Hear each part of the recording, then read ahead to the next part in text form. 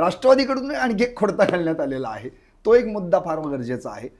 राष्ट्रवादीनं महापौर पदासाठी उमेदवार दिला नाही, त्यामुळं रवी लांडगे आता हे बिनविरोध म्हणून त्या ठिकाणी, कारण की त्यांचाच अर्ज दाखल झालेला आहे.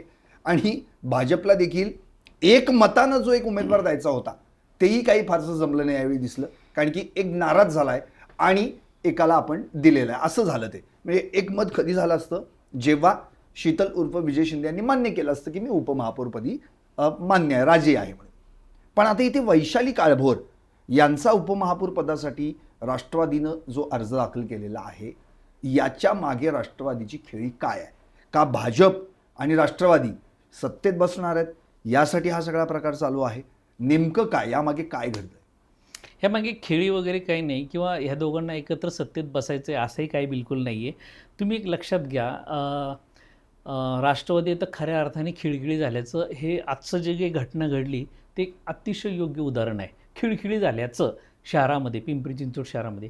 ते अशा अर्थाने की 4 दिवसांपूर्वी अजितदादांचं निधन झालं आहे आणि मग राष्ट्रवादीने ॲक्च्युली कालपर्यंत ठरवलं होतं की दादांना एक श्रद्धांजली म्हणून आपण कुठलीही निवडणूक लढवायची नाही, म्हणजे महापौर किंवा उपमहापौर किंवा, का तर आपलं संख्याबळ पण नाही. इनमीन आपण 37 लोक आहोत.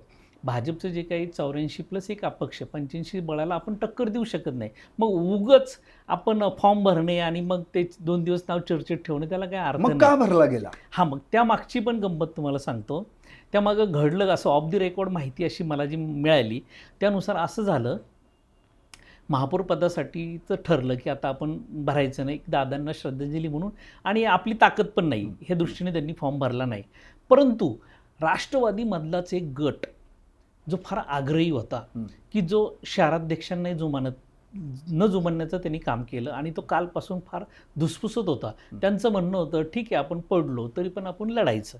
पण अध्यक्षांचं म्हणणं होतं अरे मग लढायचंच कशाला जर आपण पडणार आहोत तर, बरोबर आहे ना.